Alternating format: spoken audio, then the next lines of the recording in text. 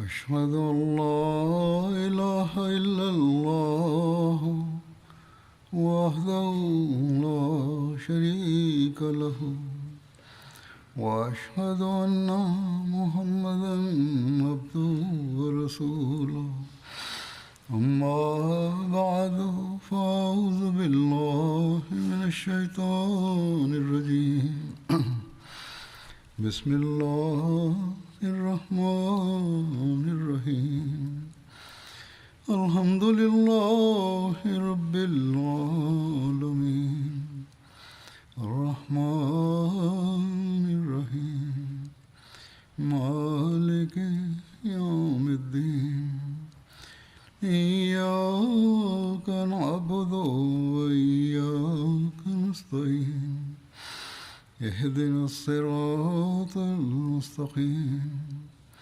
صراط الذين أنعمت عليهم غير المغضوب عليهم ولا الضالين ग़ज़वा बनू मुस्तलिक जो ज़िक्र गुज़िरियल ख़ुतबे में थियो हो। इन जो वधीक तफ़सील हदीसुनि ऐं तारीख़ में मिले थो। सही बुख़ारी में हिन हमले जो तफ़सील हीअं बयानु थियो आहे त पाण सॻोरनि सल्लल्लाहु अलैहि वसल्लम बनू मुस्तलिक ते हमिलो कयो त हू गाफ़िल हुआ ऐं उन्हनि जे ढोर ढगनि खे चश्मे ते पाणी पीआरियो पियो वञे ऐं पाण उन्हनि मां लड़ाई करण वारनि खे क़तलु कयाऊं ऐं उन्हनि जी औलाद खे क़ैद करे वरिताऊं ऐं उन ई ॾींहुं जवेरिया हुज़ूर खे मिलियूं। रावी चयो आहे त हीउ वाक़ियो हज़रत अब्दुल्ला बिन उमर मूंखे ॿुधायो ऐं हू इन लश्कर में हुआ। मौरिख़ ऐं सीरत निगार ग़ज़वा बनू मुस्तलिक में इन हमले जा तफ़सील बयानु कंदे ॿिन्ही रिवायतुनि खे हीअं बयानु करे वेंदा आहिनि त ॼण त बुख़ारी जी रिवायतुनि में बनू मुस्तलिक जे हमले जी कैफ़ियत जे बयान में इख़्तिलाफ़ आहे, छो त बुख़ारी जी रिवायत जे मुताबिक़ मुस्लमाननि ओचितो ग़फ़लत जी हालत में हमिलो कयो हो ऐं रिवायतुनि जो इख़्तिलाफ़ बुख़ारी जी शरह करण वारे अल्लामा इब्न हजर जे साम्हूं बि हो। जीअं त अल्लामा इब्न हजर ॿिन्ही क़िस्मनि जी रिवायतुनि में तस्बीक़ कंदे लिखियो आहे त इन ॻाल्हि जो एहतमाल मौजूदु आहे त जॾहिं इस्लामी लश्कर चश्मे ते ओचितो उन्हनि खे अची वकोड़ियो त हू कुझु देरि ताईं ॼमी बीठा रहिया। पोइ उन्हनि जे विच में सफ़बंदी थी, जंग बि थी, मुस्लमान ग़ालिब अची विया ऐं बनू मुस्तलिक शिकस्त खाई विया। माना त पहिरियां जॾहिं हमिलो थियो त हू ग़फ़लत जी हालत में हुआ, जीअं इमाम बुख़ारी बयानु कयो आहे, पर पोइ उन्हनि सफ़बंदी वग़ैरह कई ऐं धुरनि जे विच में जंग थी, जहिड़ो क सीरत निगारनि बयानु कयो आहे। हज़रत मिर्ज़ा बशीर अहमद साहब सीरत ख़ातमुन नबीयीन में बि इन हवाले सां जेका ततबीक़ कई आहे हिननि ॿिन्ही वाक़िअनि जी उहा हीअं आहे। पाण सीरत निगारनि ऐं सही बुख़ारी जी रिवायत जो ज़िक्र कंदे लिखनि था त इन ई ग़ज़वे जे बारे में सही बुख़ारी में हिकिड़ी रिवायत आहे त पाण सॻोरनि सल्लल्लाहु अलैहि वसल्लम बनू मुस्तलिक ते अहिड़े वक़्त में हमिलो कयो हो जो हू ग़फ़लत जी हालत में पंहिंजे जानवरनि खे पाणी पीआरे रहिया हुआ। पर ग़ौर सां ॾिठो वञे त हीअ रिवायत मौरिख़नि जी रिवायत जे ख़िलाफ़ु नाहे ऐं पर दरहक़ीक़त ही ॿ रिवायतूं ॿिनि मुख़्तलिफ़ वक़्तनि सां तालुक़ु रखनि थियूं। माना त वाक़ियो हीअं आहे त जॾहिं इस्लामी लश्कर बनू मुस्तलिक जे वेझो पहुतो त उन वक़्तु छो त उन्हनि खे मालूम न हुयो त मुस्लमान बिल्कुलु वेझो अची विया आहिनि, तोड़े उन्हनि खे इस्लामी लश्कर जी आमद जो इतलाउ थी चुको हुयो। हू सुकून सां हिकिड़ी बेतरतीबी जी हालत में पिया हुआ ऐं इन ई हालत ॾांहुं बुख़ारी जी रिवायत में इशारो आहे। पर जॾहिं इन्हनि खे मुस्लमाननि जे पहुचण जो इतलाउ थियो त हू पंहिंजी मुस्तक़िल साबिक़ा तयारी जे मुताबिक़ पहिरियां उन्हनि तयारी कई हुई जंग करण जी, फ़ौरन सफ़बंदि थी मुक़ाबले जे लाइ तयारु थी विया। ऐं हीअ उहा हालत आहे जंहिंजो ज़िक्र मौरख़नि कयो आहे। इन इख़्तिलाफ़ जी इहा ई तशरीह अलामा इब्न हजर ऐं किन ॿियनि मुहक़िक़नि कई आहे ऐं इहा ई सही मालूम थिए थी। हिन ग़ज़वा में हिकिड़ा असहाबी शहीद थिया हुआ, हज़रत हिशाम बिन सुबाबा। उन्हनि जे वाक़े में लिखियलु आहे त हीअ सिर्फ़ु हिकिड़ा असहाबी शहीद थिया ऐं हीअ बि ग़लतीअ सां हिकिड़े मुस्लमान जे हथां ई शहीद थिया हुआ। इन्हनि जो नालो हज़रत हिशाम बिन सुबाबा हो। उन्हनि खे हिकिड़े अंसारी असहाबी हज़रत औस मुशरिकनि मां सम्झो ऐं ग़लतीअ सां शहीद करे छॾियो। हिशाम हज़रत उबादा बिन सामित जे क़बीले मां हुआ। हिशाम बिन सुबाबा जी शहादत जो वाक़ियो हीअं पेश आयो जो ही दुश्मन जी ॻोल्हा में निकितल हुआ। जॾहिं हू वापसि अची रहिया हुआ उन वक़्तु तेज़ मिटीअ जो तूफ़ान आयल हो ऐं फ़िज़ा धूड़ मिटी सां भरी पई हुई। इन हालति में हू अंसारी असहाबी हज़रत औस जे साम्हूं अची विया। हू उन्हनि खे सुञाणे न सघिया। उन्हनि सम्झो त हीअ मुशरिकनि मां आहिनि ऐं हिशाम ते हमिलो करे उन्हनि खे शहीद करे विधऊं। हिशाम जो भाउ जो जेको मके में रहंदो हुयो ऐं उनजो नालो मेकियस बिन सुबाबा हो, हू मदीने आयो ऐं इस्लाम क़बूल करे वरिताईं ऐं पंहिंजे भाउ जे क़त्ल जी जेका क़त्ल ख़ता हुई, ग़लती सां क़त्लु थियो हुयो, उनजी दियत जो मुतालबो कयईं। जंहिं ते पाण सॻोरनि सलाहु आलैहि वसल्लम हिशाम जे भाउ मेकियस बिन सुबाबा खे हज़रत औस खां दियत ॾियाराए छॾी जेका उन वरिती। पर दियत वठण खां पोइ मेकियस हज़रत औस खे पंहिंजे भाउ जे क़त्ल जे करे क़त्लु करे छॾियो ऐं मुर्तद थी कुरैश सां वञी रलियो। हीअ प्लैनिंग करे लॻे थो आयो हो इन बाग़ियाणी रविश ते जेका अरब जे आम दस्तूर जे बि ख़िलाफ़ु हुई त दियत वठण जे बावजूदु पोइ क़त्लु करणु।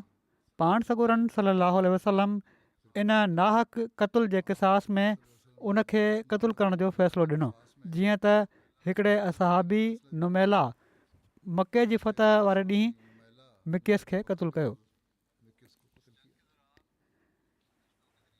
इन जंग जे दौरान फ़रिश्तनि जे ज़रिए ताईद जो बि ज़िक्र मिले थो। उम्मुल मोमिनीन हज़रत जवेरिया खां रिवायत आहे त रसूलुल्लाह सलाहु आलैहि वसल्लम असां वटि आया। असीं मुरैसी ते हुआसीं। मां पंहिंजे वालिद खे ॿुधो हू चई रहिया हुआ, एॾो वॾो लश्कर अची वियो आहे जंहिंजो मुक़ाबिलो करण जी सघ असां में कान्हे ऐं मां पाण एॾा घणा माण्हू हथियार ऐं घोड़ा ॾिसी रही हुअसि जो मां बयानु नथी करे सघां। जॾहिं मूं इस्लाम क़बूलु कयो, हज़रत जुवैरिया चवनि थियूं त मां जॾहिं इस्लाम क़बूलु कयो ऐं रसूलुल्लाह सलाहु आलैहि वसल्लम मूं सां शादी करे वरिती ऐं असीं वापसि अची वियासीं त मां मुस्लमाननि खे ॾिसणु लॻसि। हू मूंखे पहिरियां वांगुरु घणे अंग में नज़र न आया जेके जंग जे दौरान नज़र अची रहिया हुआ। त मूं ॼाणे वरितो त हीउ अलाह ताला जे तरफ़ां रोब हुयो जेको हू मुशरिकनि जी दिलनि में विझे थो। बनू मुस्तलिक़ मां हिकिड़ो शख़्स जेको बाद में मुस्लमान थी वियो हुयो, उहो चवंदो हुयो त असां अछा मर्द ॾिठासीं जेके अबलक माना त अछनि ऐं कारनि घोड़नि ते सुवार हुआ। असां न उन्हनि खे पहिरियां ऐं न बाद में ॾिठोसीं।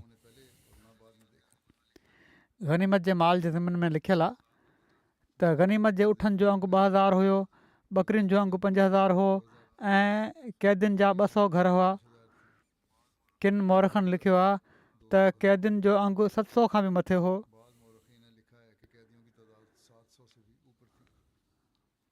पाण सॻोरनि सलाहु अलैहि वसल्लम हज़रत बुरैदा बिन हुसैब खे इन्हनि क़ैदियुनि जो निगरान मुक़ररु कयो।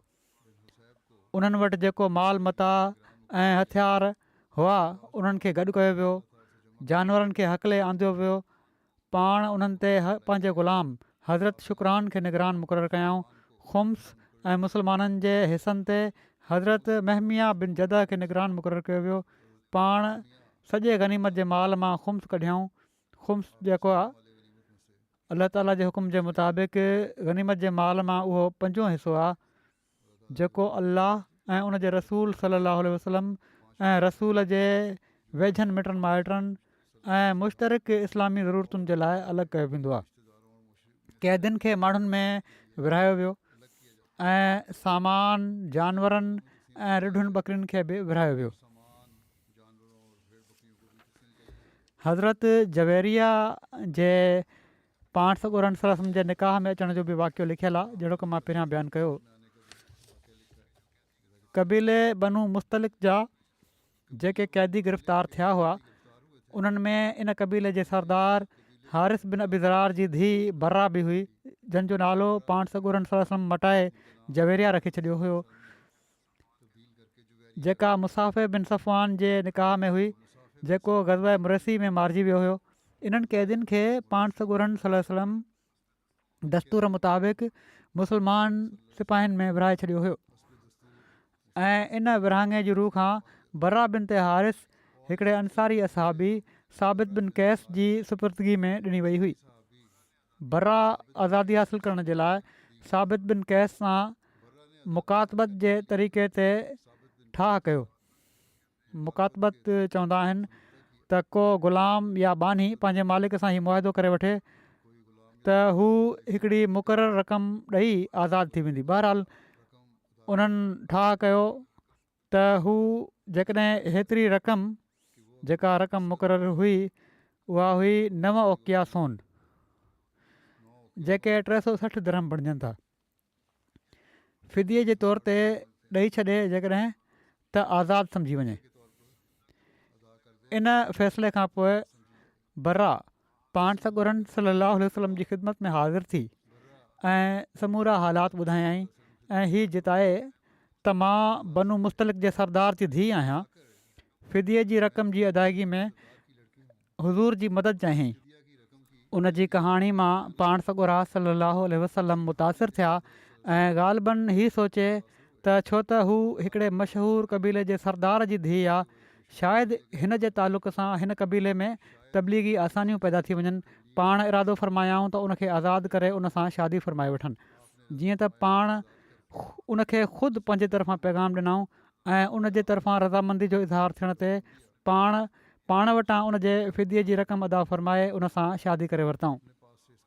असाबनि जॾहिं हीउ ॾिठो त हिननि जे आका बनू मुस्तलिक़ जी रईसज़ादी खे इज़्दिवाजी जो शर्फ़ अता फ़रमायो आहे, त उन्हनि इन ॻाल्हि खे शान नबवी जे ख़िलाफ़ु सम्झो त पाण सॻोरनि सलम जे साहुरनि खे पंहिंजे हथ में क़ैद रखनि ऐं अहिड़ी तरह 100 घर माना त 100 क़ैदी बिना फ़िदीअ जे यकदमि आज़ादु कया विया।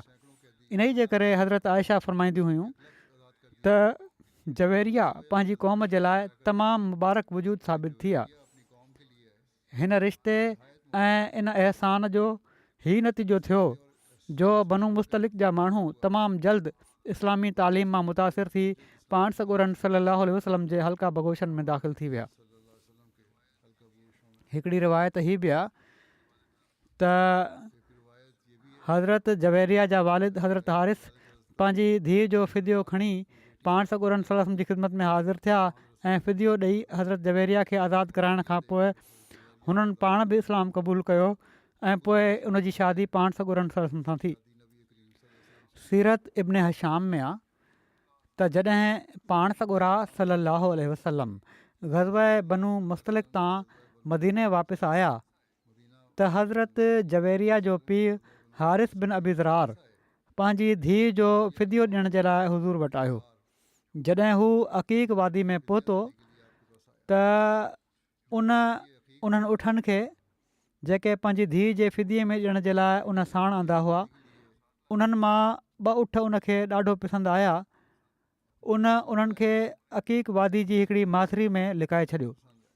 पोइ हू पाण सॻोरनि सल्लल्लाहु अलैहि वसल्लम वटि आयो। उन चयो, ए मोहम्मद सल्लल्लाहु अलैहि वसल्लम, तव्हां मुंहिंजी धीउ खे गिरफ़्तार करे वरितो आहे, हीउ उनजो फ़िदियो आहे। पाण फ़रमायाऊं, उहे 2 उठ काथे आहिनि जेके तूं अक़ीक़ जी फलाणी माथिरी में लिकाया हुआ? हारिस चयो, मां शाहिदी ॾियां थो। मुतासिर थियो इन ॻाल्हि मां हू त अलाह खां सवाइ को माबूद नाहे ऐं तव्हां अलाह ताला जा रसूल आहियो। चवणु लॻो त अलाह जो कसम, अलाह ई आहे जंहिं तव्हांखे इन खां आगाह कयो आहे, छो त उन वक़्तु इन्हनि उठनि वटि सवाइ हारिस जे ॿियो को कोन हो। पोइ हारिस इस्लाम क़बूल करे वरितो ऐं इन सां गॾु ई उन जे 2 पुटनि ऐं उन्हनि जी क़ौम जे कुझु माण्हुनि बि इस्लाम क़बूल करे वरितो। हिकिड़ी रिवायत में हीउ ज़िक्र मिले थो त हज़रत जवेरिया जा भाउ अब्दुल्ला बिन हारिस पंहिंजी क़ौम बनू मुस्तलिक़ जे क़ैदियुनि जो फ़िदियो खणी आया हुआ, पर रस्ते में उन्हनि उठनि ऐं हबशा जी हिकिड़ी बानी खे हिकिड़ी जॻह ते लिकाए छॾियो। इन खां पोइ अब्दुल्ला पाण सॻोरनि सलम वटि अची क़ैदियुनि जे फ़िदीअ जे बारे में ॻाल्हि ॿोल करणु लॻा। पाण फ़रमायूं, हा सही आहे, पर तूं फ़िदीअ जे लाइ छा खणी आयो आहीं? उन चयो, मां त कुझु बि न आयो आंदो। पाण फ़रमायूं त उहे जवान उठ ऐं स्याह फाम बानी किथे आहिनि जिन खे तूं फलाणे फलाणे हंधि लिकाए छॾियो आहे? हीअ ॿुधंदे ई अब्दुल्ला चयो, मां शाहिदी ॾियां थो त अलाह हिकु आहे ऐं मोहम्मद सल्लल्लाहु अलैहि वसल्लम अलाह जा रसूल आहिनि। ऐं चयाईं त उन वक़्तु मूंसां गॾु ॿियो को कोन हुयो जॾहिं त मां फ़िदीअ जे इन माल खे जेॾीमहिल लिकायो हो। ऐं न ई इन वाक़े खां बाद मूंखां पहिरियां तव्हां ताईं को ॿियो शख़्स पहुतो आहे। मक़सदु इन खां पोइ हू मुस्लमान थी वियो। इन बारे में हज़रत मिर्ज़ा बशीर अहमद साहिबु सीरत ख़ातमुन नबीन में बि लिखियो आहे त हज़रत जवेरिया जी शादी जे बारे में हिकिड़ी रिवायत हीअ बि अचे थी त जॾहिं उन्हनि जा वालिद उन्हनि खे छॾाइण जे लाइ पाण सॻोरनि सल्लल्लाहु अलैहि वसल्लम जी ख़िदमत में हाज़िर थिया त हुज़ूर जी सोबत जे फैज़ सां मुस्लमान थी विया ऐं पोइ पाण सॻोरनि सल्लल्लाहु अलैहि वसल्लम तरफ़ां पैगाम मिलण ते, माना त रिश्ते जो पैगाम जेको मोकिलियो हुअऊं, उन्हनि ख़ुदि बरज़ा रग़बत पाण सॻोरनि सल्लल्लाहु अलैहि वसल्लम सां पंहिंजी धीअ जी शादी करे छॾी। हज़रत जवेरिया बयानु कनि थियूं त पाण सॻोरनि सल्लल्लाहु अलैहि वसल्लम जे अचण खां 3 ॾींहं पहिरियां मां ख़्वाब में ॾिठो, माना त जॾहिं हुज़ूर ओॾांहुं विया हुआ बनू मुस्तलिक़ ॾांहुं, चवनि थियूं मूं ख़्वाब में ॾिठो त चंडु यसरब मां हलियो आहे ऐं मुंहिंजी झोली में अची किरियो आहे। मूं नापसंदि कयो त कंहिंखे पंहिंजो ख़्वाबु ॿुधायां। एसि ताईं जो पाण सॻोरा सल्लल्लाहु अलैहि वसल्लम आया, जॾहिं असांखे क़ैदी बणायो वियो त मूंखे इन ख़्वाब जे पूरो थियण जी उमेदु थी।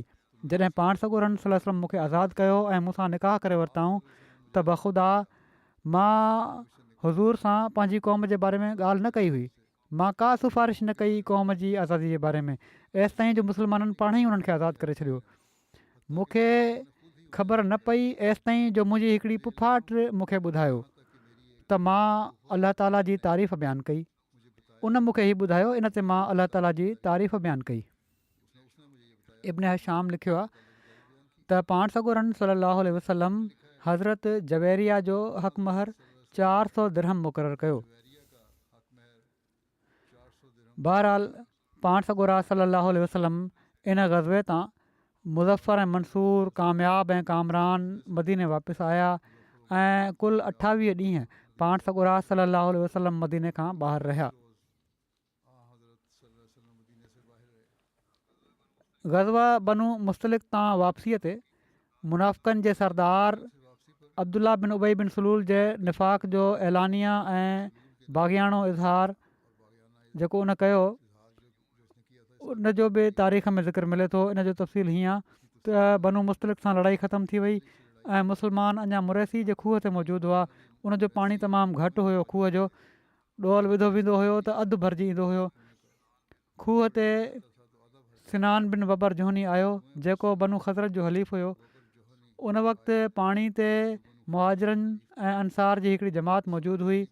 सिनान बिन बबर जोहनी पंहिंजो ॾोहल अंदरि विछलियो ऐं उमर बिन ख़ताब जे नौकर जहजा बिन मसूद गफ़ारी बि पंहिंजो ॾोहल अंदरि उछलियो पाणी कढण जे लाइ। सिनान ऐं जहजा जा ॾोहल पाण में टकराइजी विया, जंहिं ते ही ॿई माण्हू पाण में विड़ी पिया। पाणी थोरो हुयो, कंहिंखे पाणी पूरो न मिलियो। जहजा सिनान खे मारियो ऐं उनजो रतु वहणु लॻो त सिनान मदद जे लाइ सॾु कयो, ऐं अंसार, ऐं जहजा सॾु कयो, ऐं मुहाजिरीन। ऐं हिकिड़ी रिवायत में आहे, ऐं कुरैश। हिननि ॿिन्ही क़बीलनि जी हिकिड़ी जमात अची वई ऐं हथियार कढी वरिताऊं। परे न हुयो जो वॾो फितनो बर्पा थी वञे हा, पर पाण सॻोरनि सल्लल्लाहु अलैहि वसल्लम फ़ौरन इतलाह मिलियो हुज़ूर खे, पाण इन मामले खे ख़तमु कराए छॾियऊं। बहरहाल इन जे तफ़सील जूं कुझु रिवायतूं आहिनि। सही बुख़ारी जी हिकिड़ी रिवायत जे मुताबिक़ झेड़े जो सबबु ही बयानु थियो आहे जो मुहाजिरनि मां हिकिड़े माण्हू अंसार मां हिकिड़े माण्हू जी पुठि ते लत हईं। इन ते उन अंसारी चयो ऐं अंसार मदद जे लाइ अचो, ऐं उन मुहाजिर चयो ऐं मुहाजिरो मदद जे लाइ अचो। हिननि ॿिन्ही जे विच में लड़ाई जो सबबु पाणीअ जो हौज़ हुयो, जंहिं मां अंसारीअ जी ॾाचीअ पाणी पीतो हो। पाण सॻोरा सलाहु आलैहि वसल्लम आया त पाण फरमायाऊं, ही जाहिलियत जी सदा छाजी आहे? तव्हां कहिड़ियूं ॻाल्हियूं कयो पिया था? माण्हू जाहिलनि वारियूं ॻाल्हियूं आहिनि। ही हुज़ूर खे सॼो हाल ॿुधायो पियो। पाण फरमायाऊं, तव्हां अहिड़ी ॻाल्हि खे छॾे ॾियो जेका भाईचारे खे ख़तमु करण वारी आहे। हर माण्हू खे घुरिजे त हू पंहिंजे भाउ जी मदद करे, तोड़े उहो ज़ालिम हुजे या मज़लूम। जेकॾहिं हू ज़ालिम हुजे त उनखे ज़ुल्म खां रोके छॾे, ऐं जेकॾहिं मज़लूम हुजे त उन जी मदद करे। मुहाजिरनि जी हिकिड़ी जमात हज़रत उबादा बिन सामिद सां ॻाल्हि ॿोल कई, ऐं अंसार जी हिकिड़ी जमात सनान सां ॻाल्हि ॿोल कई त सनान पंहिंजो हक़ु छॾे ॾिनो। इहे सभई ॻाल्हियूं पाण सॻोरनि सलाह सम्झूं, उन्हनि ताईं पहुचायाऊं, ॻाल्हि कयाऊं, सम्झायाऊं। सनान पंहिंजो हक़ु छॾे ॾिनो। अब्दुल्ला बिन उबई पंहिंजे 10 मुनाफ़िक़ साथियुनि सां गॾु वेठो हुयो। उते हज़रत ज़ैद बिन अरकम बि हुआ, पर हू अञा नंढी उमिरि जा हुआ, या किन रिवायतुनि जे मुताबिक़ अञा बालिग़ न थिया हुआ, जॾहिं त किन रिवायतुनि जे मुताबिक़ हू बालिग़ हुआ। अब्दुल्ला बिन उबई खे जहाजा जी हीअ सदा ॿुधण में आई त ऐं कुरैशियो, उनखे ॾाढी कावड़ आई।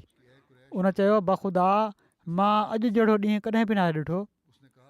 चवणु लॻो, बख़ुदा, मूंखे त पाण सॻोरनि सलाहु आलैहि वसल्लम जे मदीने अचण जे वक़्त खां ई हीउ दीन सख़्तु नापसंदि हो, पर मुंहिंजी क़ौम मूं ते ग़लबो हासिलु करे वरितो ऐं उन्हनि इस्लाम क़बूलु करे वरितो। कुरैश जा माण्हू असां ते हाकिम थी विया, ऐं असांजे शहर में हिननि जी घणाई थी वई, ऐं असांजे अहसाननि जी नाक़दरी कयाऊं। ही कुरैश जा माण्हू अहिड़ा आहिनि जो जीअं चयो वेंदो आहे, तमामु ख़राबु मिसाल उन ॾिनो त पंहिंजे कुते खे थुल्हो मतारो कयो त जीअं हू तव्हांखे खाई वञे।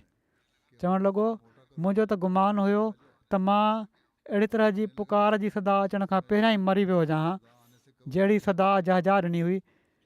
मां हिते मौजूदु आहियां, मूंखां त हीउ सभु कुझु बर्दाश्त नथो थी सघे। अलाह जो कसम, जेकॾहिं असां मदीने पहुची वियासीं त सभिनी खां वधीक इज़त वारो शख़्स, सभिनी खां वधीक ज़लील माण्हू खे उतां ॿाहिरि कढी छॾींदो। पोइ उन पंहिंजी क़ौम जे मौजूदा माण्हुनि ॾांहुं मुतवजो थींदे चयो त हीउ तव्हां माण्हुनि ख़ुदि पंहिंजनि जाननि ते ज़ुल्म कयो आहे। तव्हां उन्हनि खे पंहिंजे शहर में तरसायो ऐं हू उते ई तरसी पिया। तव्हां पंहिंजे मालनि मां उन्हनि जा हिसा मुक़ररु कया एसि ताईं जो हू अमीर थी विया। बख़ुदा, हाणे बि तव्हां पंहिंजा हथ रोके वठो त हू तव्हांजो शहरु छॾे कंहिं ॿिए शहरु हलिया वेंदा। उहे माण्हू पोइ बि इन ते राज़ी न थिया जेको तव्हां माण्हुनि उन्हनि जे लाइ कयो हो। उन ॾाढो भड़काइण जी कोशिशि कई त मुहाजिर त इन ते राज़ी न थिया जेको तव्हां अहसान कयो उन्हनि ते, एसि ताईं जो तव्हां पंहिंजनि जानियुनि खे मौत जो निशानो बणायो। तव्हां माण्हू हिन माना त मोहम्मद सल्लल्लाहु अलैहि वसल्लम ख़ातिर क़तलु थियो, ऐं तव्हां माण्हुनि पंहिंजनि औलादुनि खे यतीम कयो। इन जे नतीजे में तव्हां थोरा थी वियो ऐं हू माण्हू वधी विया। हज़रत ज़ैद बिन अरकम जॾहिं अब्दुल्ला बिन उबई जी हीअ ॻाल्हि ॿुधी त जेकॾहिं असां मदीने पहुची वियासीं त सभिनी खां वधीक इज़त वारो शख़्स, सभिनी खां वधीक ज़लील शख़्स खे इन मां ॿाहिरि कढी छॾींदो, त उन्हनि चयो, अलाह जो कसम, उते ई बीही उनखे चयईं त तूं ई पंहिंजी क़ौम में ज़लील आहीं, तूं ई घटि आहीं, ऐं मोहम्मद सल्लल्लाहु अलैहि वसल्लम रहमान ख़ुदा तरफ़ां ग़लबो ऐं शान रखण वारा आहिनि, ऐं मुस्लमाननि तरफ़ां ताक़त रखण वारा आहिनि। गैरत ॾेखारी उन्हनि। इन ते इब्न उबई उनखे चयो, तूं चुप थी वञु, मां त सिर्फ़ु खिल भोग ऐं रांदि तमाशे जूं ॻाल्हियूं करे रहियो हुउसि। ख़ौफ़ बि आयो, उनखे डिॼी वियो। ज़ैद बिन अरकम ही सभई ॻाल्हियूं ॿुधी पाण सॻोरनि सलाहु आलैहि वसल्लम जी ख़िदमत में पहुची विया, ऐं उन वक़्तु हुज़ूर वटि मुहाजिरनि ऐं अंसार असहाबनि जी हिकिड़ी जमात बि मौजूदु हुई। ज़ैद हुज़ूर खे इब्न उबई जी सॼी ॻाल्हि ॿुधाए छॾी। बुख़ारी जी हिकिड़ी रिवायत में आहे त ज़ैद बिन अरकम पंहिंजे चाचे सां इन वाक़े जो ज़िक्र कयो, ऐं चाचे पाण सॻोरनि सलाहु आलैहि वसल्लम खे हीअ ॻाल्हि ॿुधाई त रसूलुल्लाह सलाहु आलैहि वसल्लम फ़ौरन ज़ैद खे घुरायो। पाण सॻोरनि सलाहु वसल्लम ज़ैद जी ॻाल्हि खे नापसंदि कयो, ऐं हुज़ूर जे मुबारक चहिरे जो रंग मटिजी वियो। पाण फरमायाऊं, ए छोकिरा, शायदि तोखे इब्न उबई ते कावड़ आहे। ज़ैद चयो, न या रसूलुल्लाह सलाहु वसल्लम, अलाह जो कसम मां हीअ ॻाल्हि उनखां ॿुधी आहे। पाण फरमायाऊं शायदि तोखे ॿुधण में ग़लती लॻी हुजे। ज़ैद चयो अलाह जो कसम या रसूल ईअं नाहे। पाण फरमायाऊं शायदि तो ते मामिलो मुश्तबे थी वियो हुजे। ज़ैद चयो या रसूल अलाह जो कसम ईअं नाहे। लश्कर में इब्न उबई जी ॻाल्हि पकड़िजी वई ऐं माण्हुनि जे बहस जो मौज़ू इहा ई ॻाल्हि हुई ऐं अंसार जा माण्हू ज़ैद खे मलामत ऐं तंबी करणु लॻा ऐं चवणु लॻा त तूं पंहिंजी क़ौम जे सरदार ते ई इल्ज़ाम हयो आहे। तूं उन जे ख़िलाफ़ु अहिड़ी ॻाल्हि थो चईं जेका उन नाहे चई। ज़ैद जे चाचे बि नाराज़गी जो इज़हार कयो। उन्हनि चयो तोखे छा सुझी? पाण सॻोरनि सलसम तोखे कूड़ो करार ॾिनो ऐं तोखां नाराज़ थी विया। ज़ैद चयो अलाह जो कसम जेको उन चयो मां पाण ॿुधो आहे। अलाह जो कसम ख़ज़रज में अब्दुल्ला बिन उबई खां वधीक मूंखे को शख़्स महबूब न हो। जेकॾहिं मां हीअ ॻाल्हि पंहिंजे पीउ खां बि ॿुधां हा त उहा पाण सॻोरनि सलसम खे ज़रूरु ॿुधायां हा। जेकॾहिं अहिड़ी ॻाल्हि जेका उन चई हुई अब्दुल्ला बिन उबई त मूंखे का परवाह न हुई। ईमान ॾाढो पको हुयो हिननि जो। चए थो जेकॾहिं मुंहिंजो पीउ बि इहा ॻाल्हि चयां त मां ज़रूरु ॿुधायां पाण सॻोरनि सलसम खे ऐं मूंखे उमेदु आहे त अलाह ताला पंहिंजे नबी सलम ते वही नाज़िल कंदो जेका मुंहिंजी ॻाल्हि जी तसदीक़ कंदी। ज़ैद इन सूरत हाल जे करे ॾाढा मग़मूम थिया ऐं हू ख़ुदि बयानु कनि था त मूंखे अहिड़ो ग़मु पहुतो जो अहिड़ो ग़मु मूंखे कॾहिं बि न पहुतो हुयो। मां पंहिंजे घर वेठो रहियुसि। हिते घर मां मुराद इन्हनि जी ॿाहिरीं क़यामगाह आहे जिते कैंप हई हुई उन्हनि। मदीने वारो घर न आहे छो त हीउ सॼो वाक़ियो ई मदीने खां ॿाहिरि जो आहे। ज़ैद माण्हुनि खां बचण जे लाइ उन्हनि जे साम्हूं अचणु छॾे ॾिनो। उन्हनि खे डपु हुयो त माण्हू उन्हनि खे ॾिसी मथां चवनि त तूं कूड़ ॻाल्हायो आहे। ॿिए पासे मजलिस में मौजूदु अंसार जॾहिं रसूलुल्लाह सल्लल्लाहु अलैहि वसल्लम जो इरशाद ज़ैद खे ॾिनो वियो जवाबु ॿुधो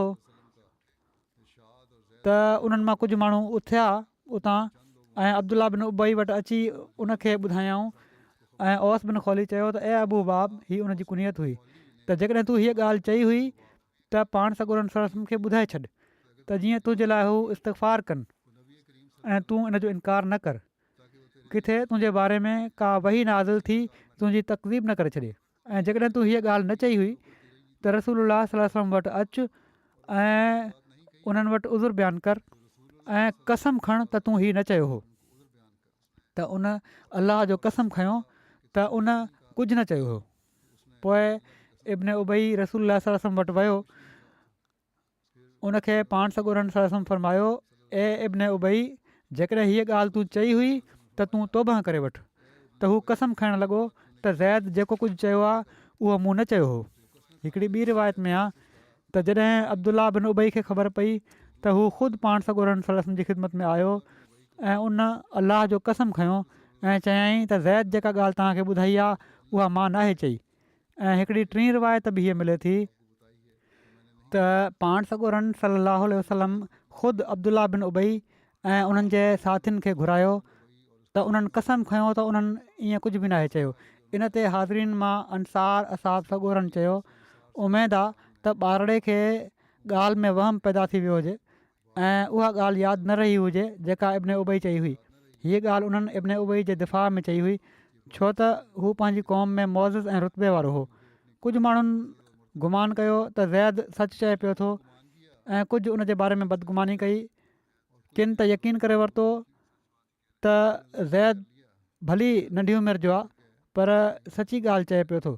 बहरहाल अक्सर जेके हुआ वॾा हू उनखे ग़लति सम्झनि पिया। हज़रत उमर बिन ख़ताब बयानु कनि था त जॾहिं इब्न उबई जो वाक़ियो थियो त मां पाण सॻोरनि सल्लल्लाहु अलैहि वसल्लम जी ख़िदमत में हाज़िर थियुसि। पाण सॻोरा सल्लल्लाहु अलैहि वसल्लम वण जी छांव में वेठा हुआ ऐं हुज़ूर वटि हिकिड़ो स्याह फ़ाम ग़ुलाम हुज़ूर खे पुठनि ते ज़ोर ॾेई रहियो हुयो। मूं अर्ज़ु कयो या रसूलुल्लाह सल्लल्लाहु अलैहि वसल्लम शायदि तव्हांजी चहल में सूर आहे। पाण फरमायाऊं त गुज़िरियल राति मूंखे ॾाचीअ किराए छॾियो हुयो। मूं अर्ज़ु कयो या रसूलुल्लाह सल्लल्लाहु अलैहि वसल्लम हिननि ॻाल्हियुनि खां पोइ असुलु ॻाल्हि ॾांहुं मां आयुसि। चवनि था मां चयो या रसूलुल्लाह मूंखे इजाज़त ॾियो त मां इब्न उबई खे मारे विझां उनखे क़तलु करे छॾियां। रसूलुल्लाह सल्लल्लाहु अलैहि वसल्लम फरमायो जेकॾहिं मां असाबनि खे उनखे क़तल जो हुकुम ॾियां त हू उनखे क़तलु करे छॾींदा त मदीने में केतिरनि ई माण्हुनि खे हीअ ॻाल्हि ख़राबु लॻंदी। मूं अर्ज़ु कयो या रसूलुल्लाह सल्लल्लाहु अलैहि वसल्लम तव्हां मोहम्मद बिन मसलमा खे हुकुम ॾियो त त हू उनखे क़तलु करे छॾे। त पाण फरमायाऊं त माण्हू पोइ हीअ ॻाल्हियूं न कंदा वतन त मां पंहिंजे साथियुनि खे क़तलु कयां पियो थो। मूं अर्ज़ु कयो तव्हां माण्हुनि खे रवानगी जो हुकुम ॾियो। पाण फरमायाऊं सही आहे। हिकिड़ी रिवायत में ज़िक्र आहे त पाण ख़ुदि हज़रत उमर खे फरमायाऊं त हलण जो ऐलान करे छॾ। हीअ ॾींहं जो उहो वक़्तु हुयो जॾहिं पाण सॻोरा सलम उमूमन सफ़र न कंदा हुआ। पाण सॻोरनि सलम खे बि हीउ ख़्यालु हुयो त उन ॻाल्हि ज़रूरु कई आहे ऐं इन ई खे पूरो करण जे लाइ उन्हनि चयो अच्छा पोइ हीउ चए थो त ज़लील माण्हू कढी छॾींदो त हलो सफ़र कयूं था, वापसि हलूं था मदीने, ॾिसूं था छा थो करे। बहरहाल हज़रत उमर बयानु कनि था त मां माण्हुनि में रवानगी जो ऐलान कयो। उन वक़्तु शदीद गर्मी हुई ऐं हुज़ूर जी हीअ आदत हुई त थधे टाइम सफ़र कंदा हुआ। पर जॾहिं इब्न उबई जी ख़बर आई त उन वक़्तु हली पियासीं ऐं सभिनी खां पहिरियां हुज़ूर खे साद बिन उबादा मिलिया ऐं किन चयो त उसैद बिन हुज़ैर मिलिया। हुज़ूर चयो अस्सलामु अलैका अय्युहन नबियो वरहमतुल्लाहि वबरकातुहू। त पाण सॻोरनि सलम फरमायो वालेकुम वरहमतुल्लाहि वबरकातुहू। उन्हनि अर्ज़ु कयो या रसूलल्लाह सल्लल्लाहु अलैहि वसल्लम तव्हां हिन वक़्त में रवानगी इख़्तियार कई आहे जंहिं वक़्त में तव्हांजी आदत रवानगी जी न आहे हिन गर्मी में। पाण सॻोरनि सल्लल्लाहु अलैहि वसल्लम फरमायो छा तो ताईं उहे ॻाल्हियूं न आहिनि पहुतियूं जेके तव्हांजे साथी चयूं आहिनि? उन्हनि पुछा कई या रसूलल्लाह कहिड़ो साथी? पाण फरमायाऊं अब्दुल्ला बिन उबई चयो आहे त जॾहिं हू मदीने वापसि मोटंदो त वधीक इज़त वारो शख़्स मदीने मां वधीक ज़िलत वारे खे कढी छॾींदो। उन्हनि अर्ज़ु कयो या रसूलल्लाह जेकॾहिं तव्हां चाहियो त उनखे मदीने मां कढी छॾियूं छो त हू तमामु ज़लील ऐं तव्हां वॾी इज़त वारा आहियो ऐं इज़त अलाह जे लाइ ऐं तव्हां जे लाइ ऐं मोमिननि जे लाइ आहे। पोइ अर्ज़ु कयई या रसूलल्लाह सल्लल्लाहु अलैहि वसल्लम इन ते नरमी कयो। अलाह जो कसम अलाह ताला तव्हांखे मदीने में आंदो ऐं उन जी क़ौम ओॾी महिल उन जे लाइ ताजपोशी जी तयारी करे रही हुई। अलाह ताला तव्हांखे मदीने आंदो त उनजो ख़्यालु आहे त तव्हां उनखां बादशाहत खसे वरिती आहे। बहरहाल पाण सॻोरनि सलम खे ज़ैद जी ॻाल्हि जो यकीन अची वियो हुयो त उन सही चयो आहे ऐं अब्दुल्ला कूड़ ॻाल्हाए पियो थो। पर उन वक़्तु पाण मसलियतनि ख़ामोश रहिया ऐं पाण चयऊं हलो मदीने हली ॾिसूं था केरु ज़लील आहे ऐं केरु इज़त वारो आहे। पर बहरहाल आख़िर में पोइ इहो ई साबित थियो त उन जो ॾोहो हुयो उन ई ॻाल्हियूं चयूं हुयूं। इन जो तफ़सील जेको मिर्ज़ा बशीर अहमद साहिबु लिखियो आहे उहो बि इनशा आईंदा बयानु कंदुसि। ईंदड़ जुमे इनशा बरतानिया जो सालियानो जलसो बि शुरू थींदो। इन जे लाइ बि दुआ कयो। अलाह ताला हर लिहाज़ खां बाबरकत फ़रमाए ऐं सभिनी कारकुननि खे आला अख़लाक ॾेखारींदे ऐं क़ुर्बानी जे जज़्बे सां पंहिंजा फ़र्ज़ अदा करण जी तौफ़ीक़ अता फ़रमाए।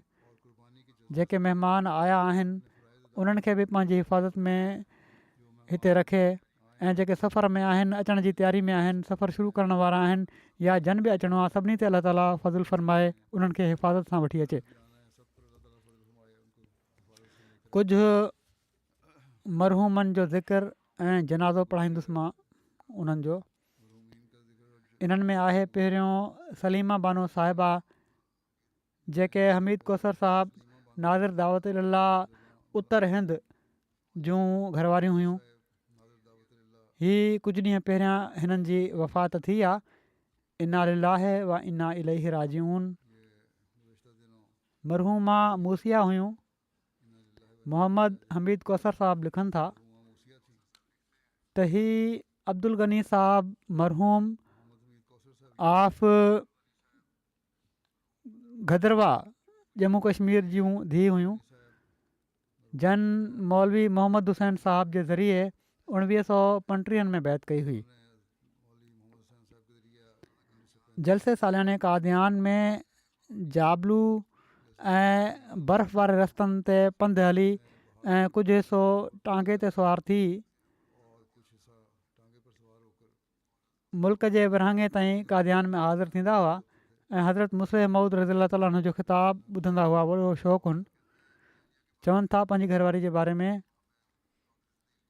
त जेको असांखे वाक़फ़े ज़िंदगी खे गुज़ारो अलाउंस मिलंदो हुयो तमामु मामूली हुयो पर तमामु किफ़ायत शारी सां गुज़ारो कंदियूं हुयूं ऐं महिमाननि जी महिमान नवाज़ी बि कंदियूं हुयूं ऐं चवंदियूं हुयूं त अलाह ताला हिन अलाउंस में ग़ैर मामूली बरक़त अता फ़रमाई आहे। कनात हुई, कॾहिं बि शिकवो न कयऊं।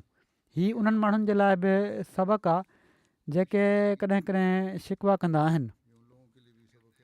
पोइ चवनि था कौसर साहबु, छो त मुंहिंजी ट्रांसफ़र श्रीनगर में पहिरीं पोस्टिंग हुई, उतां बम्बई थी वई।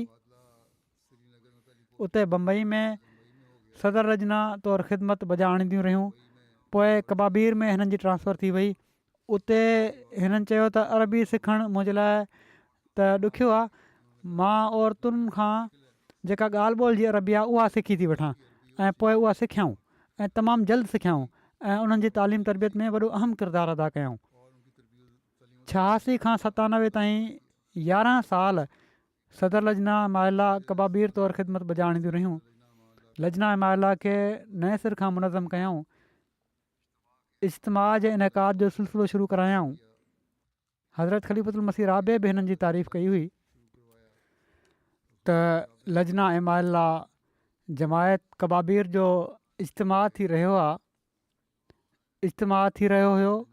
इन ज़िम्न में ॿुधायऊं त हिननि जो 5हों इज्तिमा आहे। पोइ फ़रमायाऊं त लजना ऐं माइला कबाबीर में सभई अरब औरतूं आहिनि, सिर्फ़ु हिकिड़ी उन्हनि में हिंदुस्तान मां वियल कश्मीर जी औरत बि आहे, पर उहा बि बिल्कुलु अरबनि वांगुरु बणिजी चुकी आहे। उन्हनि में हिकु थी उन्हनि हिननि जी तरबियत कई आहे। पोइ चवनि था 1998 में मां वापसि हिंदुस्तान आयुसि, मूंसां गॾु अची वियूं ऐं जेसि ताईं सिहत ऐं हालात इजाज़त ॾिनी, मरहूमा तक़रीबन रोज़ु बैतुद्दुआ ऐं मस्त मुबारक ऐं बैतुज़िक्र ऐं बेशती मक़बरे में नफ़िल ऐं दुआ जे लाइ वेंदियूं हुयूं। शरीफ़ उहिदे साहब अमीर कबाबीर लिखनि था त मरहूमा खे पहिरीं सदर लजना मुक़ररु कयो वियो। लाॻीतनि 6 सालनि ताईं हीअ ज़िमेवारी अदा कंदियूं रहियूं। उन्हनि त वधीक लिखियो आहे, हिननि 6 साल लिखियो आहे। बहरहाल आख़िर ताईं हू रहियूं जेसि ताईं उते हुयूं। मरहूमा मुख़्तलिफ़ दीनी दर्सनि ऐं दीनी सरगर्मियुनि जे ज़रिए लजना जी तालीम तरबियत में अहम किरदारु अदा कयो। मरहूमा पंहिंजे सुहिणे वर्ताउ ऐं ख़ुशि अख़लाक़ी जे ज़रिए जमात कबाबीर सां सुठा तालुकात बणाइण में कामयाबु थियूं। जल्दी अरबी ॻाल्हि ॿोल सिखी वरिताऊं ऐं जमात जे पुटनि ऐं धीअनि में ईअं ज़म थी वियूं जीअं उन्हनि मां ई हिकु हुजनि। ऐं चवनि था गुज़िरियल 20 सालनि में कादियान वापसी जे बाद खां वफ़ात ताईं कबाबीर जी औरतुनि सां पोइ बि तालुक़ु रखियो हिननि ऐं महिमाननि जी जेसि ताईं उते हुयूं हज़रत मसीह मौद अलैहिस्सलाम जे महिमाननि जी सार संभाल कंदियूं हुयूं। महिमान नवाज़ी में ख़ासि वसफ़नि अहिड़ी तरह जमाती सेंटर जी सफ़ाई ॾांहुं बि ॾाढी तवजो ॾींदियूं हुयूं। पोइ हिते रहिजी वियल घर भातियुनि में हिकिड़ी धीउ ऐं 2 पुट शामिल आहिनि। हिकिड़ा पुट हिननि जा मुरबी आहिनि अताउल मजीद मुबशर कौसर, MTL अरबिया कादियान में ख़िदमत कनि पिया था। धीउ हिननि जी बुशरा कौसर साहिबा हालैंड में आहे। डॉक्टर ऐमन उहिदे जूं घरवारियूं आहिनि। लजना माइला हॉलैंड में नेशनल सेक्रेटरी ख़िदमत ख़ल्क़ तौरु ख़िदमत कनि पयूं थियूं। नंढा पुट शरीफ़ कौसर न, हीअ जेके वॾा आहिनि बशर कौसर, हीअ MTL अरबिया हिते UK में ख़िदमत अंजाम ॾियनि पिया था ऐं शरीफ़ कौसर जेके आहिनि हीअ कादियान में नाइब सदर मजलिस ख़ुदामुल हम्दिया बि आहिनि, मुरबी बि आहिनि। इन खां अलावा एडिशनल इंचार्ज शोभा समी बसरी बि आहिनि। अलाह ताला हिननि सां मग़फ़िरत ऐं रहम जो वर्ताव फ़रमाए ऐं हिननि जूं नेकियूं जारी रखे हिननि जी औलाद में। ॿियो ज़िक्र आहे नूरुल हक़ मज़हर साहब जो, लाहौर जा हुआ, जेके राग़िब ज़ियाउल हक़ साहब मुरबी सिलसिला तंज़ानिया जा वालिद हुआ। कुझु ॾींहं पहिरियां हिननि जी वफ़ात थी आहे। इन्ना लिल्लाहि व इन्ना इलैहि राजिऊन। अलाह ताला जे फज़ल सां मूसी हुआ। राग़िब ज़ियाउल हक़ साहब लिखनि था हिननि जे ख़ानदान में अहमदियत हिननि जे ॾाॾे मुंशी मोहम्मदीन साहब जे ज़रिए आई हुई। जन 1905 में पंहिंजे चाचे सां गॾु बैत जो बैत हिननि जी बात जी आहे, पर 1905 में बैत जो शौक़ु वठियूं कादियान पहुता। हज़रत मसीह मौद इस्लाम जे पुठियां निमाज़ पढ़ण जो बि शर्फ़ हासिलु थियुनि। बैत जी दरख़्वास्त कयऊं, पर ऐलान कयो वियो त हज़रत अक़दस जी तबियत ख़राबु आहे, बैत न थींदी। उन ॾींहुं बैत न थी, वापसि अची विया। पोइ हज़रत ख़लीफ़ुल मसीह अव्वल जे हथ ते बैत कयऊं। 1974 में ही मसवाड़ जे घर में रहंदा हुआ। मुखालफ़नि उन घर खे बाहि ॾेई छॾी। घर जो सॼो सामान सड़ी वियो, को पनाह न पियो ॾिए। पोइ हिकिड़े अहमदी पंहिंजे घर में पनाह ॾिनी ऐं चवनि था मुंहिंजा वालिद वॾे सब्र ऐं शुक्र सां हिन नंढे घर में गुज़ारो कंदा हुआ। कॾहिं बि वात ते कोई शिकवो न आंदाऊं ऐं न चयाऊं ही त सभु कुझु सड़ी वियो आहे। इन जे मुक़ाबले ते अलाह ताला कुझु वक़्त खां पोइ हिननि खे पंहिंजो घरु ठाहिण जी तौफ़ीक़ ॾिनी ऐं ही इहो ई चवंदा हुआ त 1974 जी क़ुर्बानी जो सिलो आहे जेको अलाह ताला ॾिनो आहे। 1974 में मस्जिद मुग़लपुरा जी हिफ़ाज़त करे रहिया हुआ त गैर अहमदी माण्हुनि मस्जिद ते हमिलो करे ॾिनो। उन्हनि हिकिड़ी लोही शीख हिननि जे मथे ते हईं, जंहिंजो निशान ज़ख़्मी थिया ऐं सॼी उमिरि निशान रहियो हिननि जे मथे ते। चवनि था मां पंहिंजे वालिद साहिब खे मूं ॾिठो आहे, हमेशह तहजिद में गिरयोज़ारी कंदे ॾिठो आहे ऐं निमाज़ुनि जी ख़ासि पाबंदी, घर निमाज़ सेंटर हुयो। निमाज़ 5 वक़्त निमाज़ जी इमामत कराईंदा हुआ, क़ुर शरीफ़ पढ़णु ऐं निमाज़ुनि ॾांहुं घर वारनि खे तलक़ीन कंदा हुआ। चवनि था हिकु दफ़ो पाड़े जी मस्जिद में मुला तक़रीर कई त अहमदी ही जेके आहिनि हिननि जो क़ुर अलॻि आहे ऐं निमाज़ ॿिए क़िस्म जी पढ़ंदा आहिनि। त उन दौरान चवनि था मस्जिद में ई असांजो हिकिड़ो पाड़ेसरी हुयो, उहो उथी बीठो गैर अहमदी ऐं उन चयो मौलवी साहिबु तव्हां ग़लति था चओ, छो त पूरी घिटी में सिर्फ़ु हिकिड़ो घरु आहे जिथां क़ुर शरीफ़ पढ़ण जो आवाज़ु ईंदो आहे ऐं उहो नूरुल हक़ जो घरु आहे ऐं उहो ई क़ुर पढ़ी रहिया हूंदा आहिनि जेको असां पढ़ंदा आहियूं। त अॼुकल्ह त मुला जो ख़ौफ़ एॾो आहे जो हीअ ॻाल्हि बि को नथो चई सघे। बहरहाल पंहिंजे पाड़े में तमामु शरीफ़ु नफ़्स बुज़ुर्ग मशहूरु हुआ। आख़िरी बीमारी में बि सख़्तु गैर अहमदी जेके हुआ मुखालिफ़, उहे बि हिननि जो हाल पुछणु घर ईंदा हुआ। तमामु सख़ी दिलि ऐं ग़रीबनि जो ख़्यालु रखण वारा हुआ। बिना कंहिंखे ॿुधाए ज़रूरतमंदनि खे राशन मोकिले छॾींदा हुआ। पोइ हिते रहिजी वियल घर भातियुनि में हिकिड़ो पुटु ऐं 3 धीअरूं शामिलु आहिनि। हिकिड़ी हिननि जी धीउ अली महमूद साहिबु मुरबी सिलसिला जी घरवारी आहे, अमतुल मतीन। हू बि घाना में हुअण जे करे जनाज़े में शरीक न थी सघी, वफ़ात महल उते न हुयूं। पुट राग़िब ज़ियाउल हक़ तंज़ानिया में मुरबी आहिनि ऐं उते ख़िदमत जी तौफ़ीक़ हासिलु कनि पिया था। हू बि मैदान अमल में हुअण जे करे पंहिंजे वालिद जे जनाज़े में शामिलु न थी सघिया। अलाह ताला मरहूम सां मग़फ़िरत रहम जो वर्ताव फ़रमाए ऐं हिननि सभिनी खे सब्र ऐं हौसलो अता फ़रमाए। अॻिलो ज़िक्र आहे अमतुल हफ़ीज़ निगहत साहिबा, जेके मोहम्मद शफ़ी साहिबु मरहूम ऑफ रबवा जूं घरवारियूं हुयूं। हीअ बि कुझु ॾींहं पहिरियां फ़ौत थी वियूं। मरहूमा मूसिया हुयूं ऐं मुबारक तनवीर साहिबु मुरबी सिलसिला जर्मनी जूं ही ससु हुयूं। हिननि जी धीउ आहे अमतुल जमील ग़ज़ाला, जेका नाइब सदर लजना बि आहे जर्मनी जी। अमतुल जमील साहिबा लिखनि थियूं त सोमो सलाद जूं पाबंद हुयूं मुंहिंजूं वालदा, आला सिफ़ात जूं हामिल नेक शख़्सियत हुयूं। को दुआ जे लाइ चवंदो हुयो त पंहिंजे मथां लाज़मी सम्झी वठंदियूं हुयूं ऐं पूरे फ़िक्र ऐं लॻाउ सां दिलि जे दर्द सां उन जे लाइ दुआउनि में लॻी वेंदियूं हुयूं। ख़िलाफ़त सां इंतिहाई दर्जे जो वफ़ा जो तालुक़ु हुयो। ॿारनि खे बि इन जो दर्स ॾींदियूं हुयूं। जमायती कमनि में वधी सदी हिसो वठण वारियूं हुयूं ऐं असांखे अमली तौर ते सेखारियाऊं त दीन जी ख़िदमत ई असुलु सरमायो आहे। लजना जे मुख़्तलिफ़ उहिदनि ते ख़िदमत जी तौफ़ीक़ मिलियनि। तबलीग जो जुनून जी हद ताईं शौक़ु रखंदियूं हुयूं। पंधु ई परे इलाइक़नि में तबलीग जे लाइ निकिरी वेंदियूं हुयूं। जेसिताईं उते मुखालफ़त एॾी घणी न हुई, इजाज़त हुई तबलीग जी, केस घणा न ठहंदा हुआ। उन वक़्तु तबलीग कंदियूं रहियूं, मेडिकल कैंप्स लॻाईंदियूं हुयूं, होम्योपैथिक दवाऊं विराईंदियूं हुयूं। हिननि जी कोशिशुनि जे नतीजे में अलाह ताला उन्हनि खे 50 जे लॻभॻि फल बि अता फ़रमाया। माना त माण्हुनि खे बैत कराइण जी हिननि खे तौफ़ीक़ मिली। दुनिया जे लिहाज़ खां तालीम घटि हुई, पर इल्मु हासिलु करण जो शौक़ु हुयुनि दीनी किताब पढ़ी ॾाढी मुदलल ॻाल्हि ॿोल करे वठंदियूं हुयूं ऐं हर शख़्स जे ज़हनी मयार जे मुताबिक़ उन सां ॻाल्हाईंदियूं हुयूं। कॾहिं को सुवाली घरां हथे ख़ाली न वियो। औरतुनि खे हमेशह ई चवंदियूं हुयूं त बजाए घुरण जे रोज़गार हासिलु करण जी कोशिशि कयो। मुख़्तलिफ़ ग़रीब ॿारनि खे पंहिंजे घर रखी उन्हनि खे तालीम बि ॾियारायाऊं ऐं पोइ उन्हनि जी शादियुनि जा ख़र्च दिली ख़ुशी सां बर्दाश्त कयाऊं ऐं उन्हनि सां हमेशह सुहिणो वर्ताव रखियाऊं। चवनि थियूं ग़ज़ाला साहिबा त जॾहिं मां मिलणु वियसि हिननि सां त हिननि चयो त तूं वक़फ़े ज़िंदगी आहीं, तंहिं करे मां तोखे रोकियां नथी, तूं वापसि वञ हाणे मोकल गुज़ारे। भाउ बि चयो त बीमारी जॾहिं तमामु घणी शदीद हुई त हिननि खे घुराए वठो, त हिननि चयो त न, उहा वक़फ़ा उनखे रहणु ॾियो।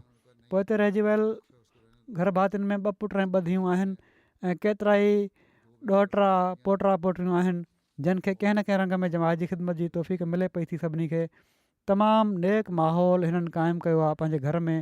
अलाह ताला जे फज़ल सां ॿई ॼातिरा बि जमायती ख़िदमत जी तौफ़ीक़ हासिलु कनि पिया था। अलाह ताला मग़फ़िरत ऐं रहम जो वर्ताव फ़रमाए ऐं हिननि जूं नेकियूं अॻिते नसुल में बि जारी फ़रमाए।